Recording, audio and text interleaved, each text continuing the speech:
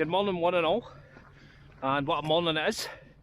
I am heading up to the new Inverclyde Wind Farm, up towards a small hill with 300 metres called Corlic Hill, and I'm here for sunrise. And as I don't know if you can see behind me, sunrise is looking good.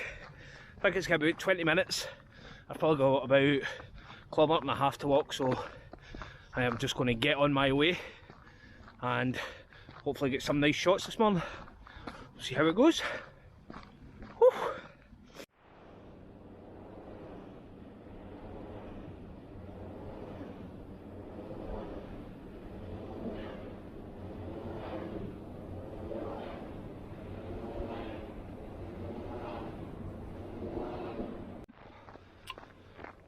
This is longer than I thought it was going to be. I've got about 16 minutes precisely until the sun comes up. So I really need to get a move on, but the colours in the sky just now are fantastic. Over to the east, some really nice orange glow, and then over to the west there's this beautiful pink pastel colour, so hopefully I'll get a shot either way. This is the first time I've been in a wind farm, and I'll be honest, I never really expected it to make so much noise. It's also a good place for astrophotography, I think, so if I get a clear sky over the next couple of nights I might take a wee pop up here. Anyway, I need to stop talking, I need to go. I'll get up here.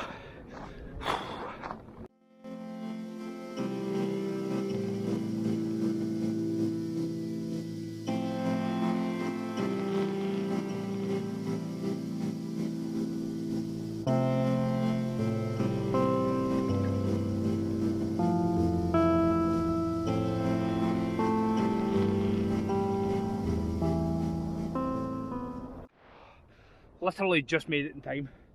Oh, what a stunning morning. Absolutely beautiful. So I've got the camera set up and I'm basically just shooting as the light happens because it's absolutely stunning. And as the sun's coming up, there's this thin layer of mist starting to appear over the moors and stuff. It's absolutely beautiful. So glad I came out, despite the fact that I've got tears and snotters running down my face. I actually think I'm going to move a little bit further back just to see if I can get a few more of the wind turbines in, but that light is absolutely phenomenal. And it's hitting the mountains as well, so the summit's only about 200 yards away, so I could go up there, but at the moment if I move, it's too nice to move anywhere, so I'm just going to hang around here for a minute or two and see how we got on. So good stuff.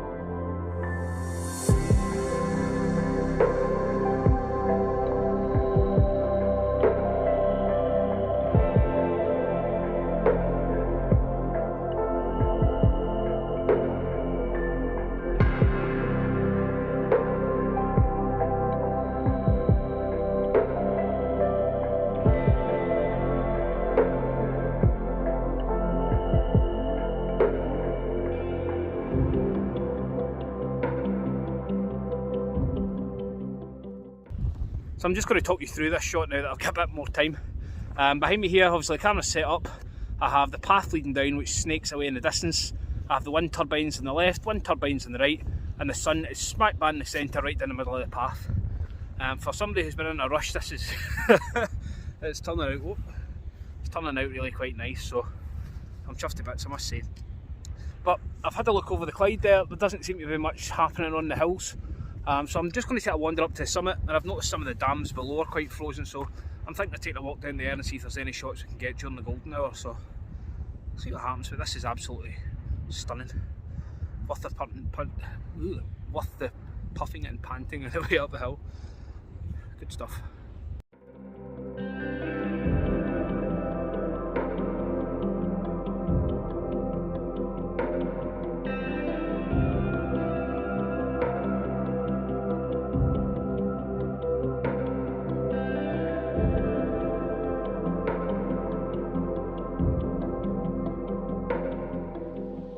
that's the sun well and truly up now. The light was absolutely beautiful. If I was here earlier I would have probably picked out another couple of compositions, but I just couldn't deviate for that because the light was too good, and I thought if I move I'll miss it all, so I'm glad I got it in the end. The summit's only been 200 yards away, so I'm going to take a wander up there now. It is bitterly cold, there's quite a wind picked up since the sun came up. It is absolutely freezing, but I'm going to get the gloves back on, go for a wander up here, and then maybe take a walk down to one of the dams and see what's happening there. So far so good this morning.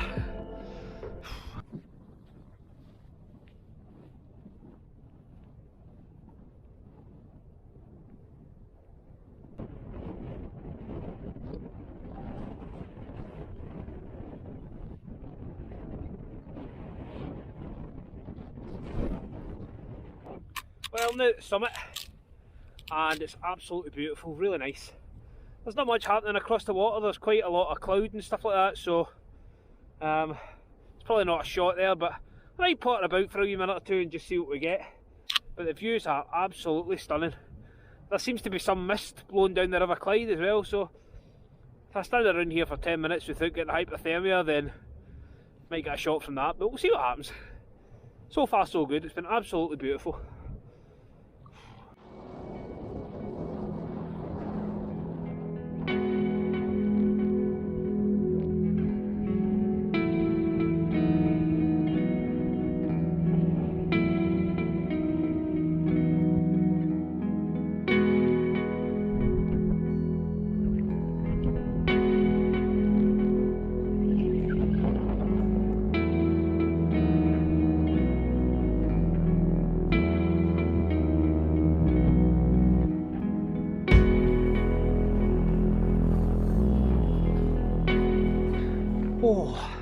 So I've decided to take a different route off the summit and just complete the circuit of the walk. It was really nice up there, but it was really cold, even with thermal gloves and stuff on. You could feel it through my fingers.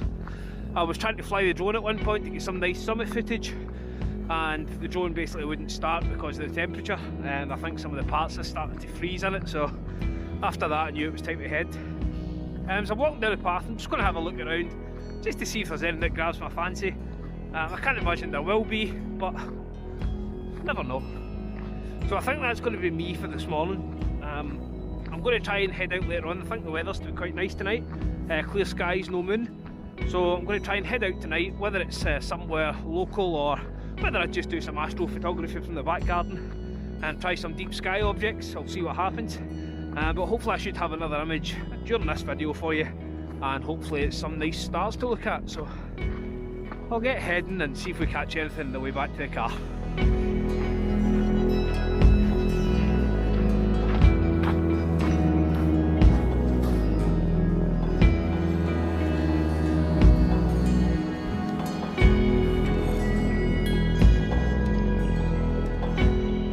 I was driving down the road there and stopped and noticed that Ben Lomond and a lot of the other Arctic Alps and stuff had some lovely light on them with really some quite dark clouds behind.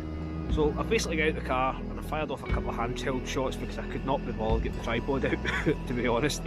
But I think it'll actually look quite nice once they're in black and white, so I think there's at least 2 images there. So I'll fire them up and let you see. And now I'm going for a shower, and I'll catch you later on tonight for some astrophotography.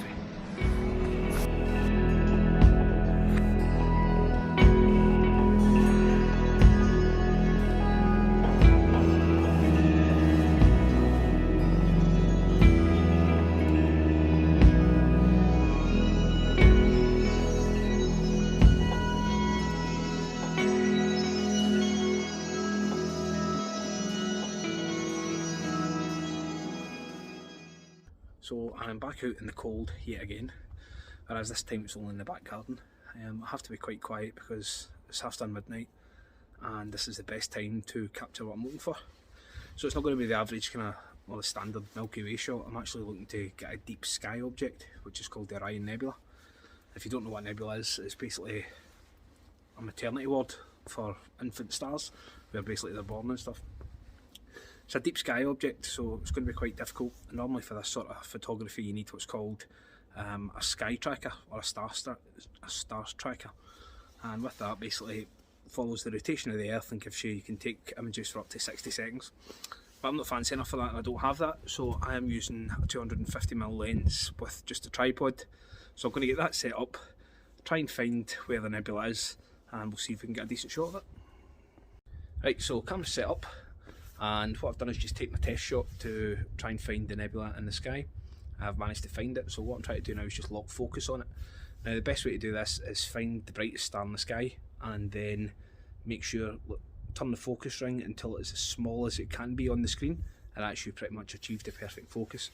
So I've locked in the focus there, and what I'm going to do now is find out what is the best shutter speed without the stars moving in the sky, because you need them to be pin sharp in order to get most of the detail.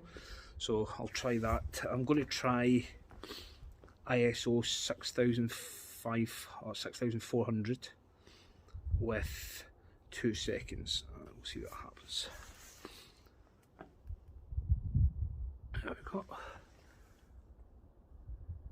Right, so there is a little bit of movement in that. So what I'm going to do is change that to 1 second, and then we'll check it out. Basically, it's just trial and error to make sure that you get sharp, the stars as pinpoint as you can.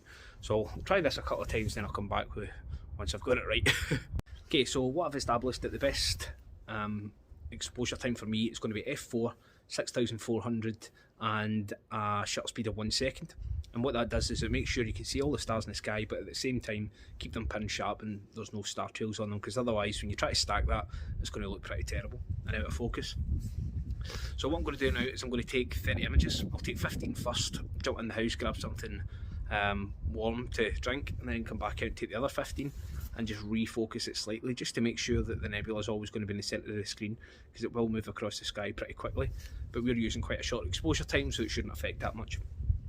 After that, what I'm going to do is stick it in a program which is free online, by the way, if you want to try this. It's called Deep Sky Stacker, and basically that stacks all the images and should give us a detailed image of the nebula, hopefully. I just want to say I'm by no means an astrophotography expert. This is just something I looked up online, decided I was going to give it a go. If you really want to get into it, you really are better using a sky tracker. But I'm going to get these images taken, jump in and get a coffee, come back out, do the same again, and then I'll go in and jump into the editing and see what we can get. So the next thing you'll see will be either a decent image of the nebula, or it'll be bloody terrible. So we'll see how it goes.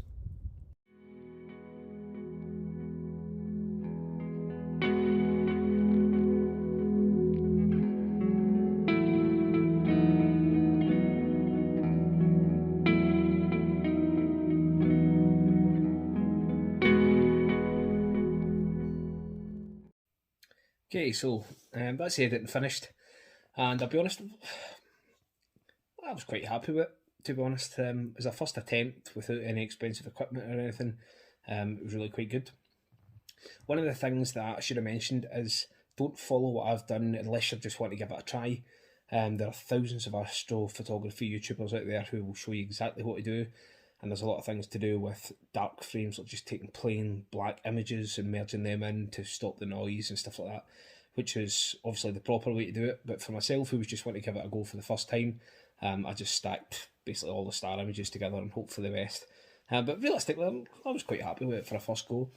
Buying a star tracker or something similar was something I've always thought about, but I stay in the west coast of Scotland, and we're lucky if during the winter we've either get the moon out for most of it, or the weather's absolutely rancid, so it's not really worth my time of the investment in it, to be honest. But I'm going to call the video quits there. Really enjoyed today. My hands are starting to get a bit of feeling coming back into them as well. I hope you enjoyed the video. If you did, then please hit the like button. It really does mean a lot and helps the channel. And if you really enjoyed it, then please always remember to subscribe as well. So thanks very much, and I'll see you all later.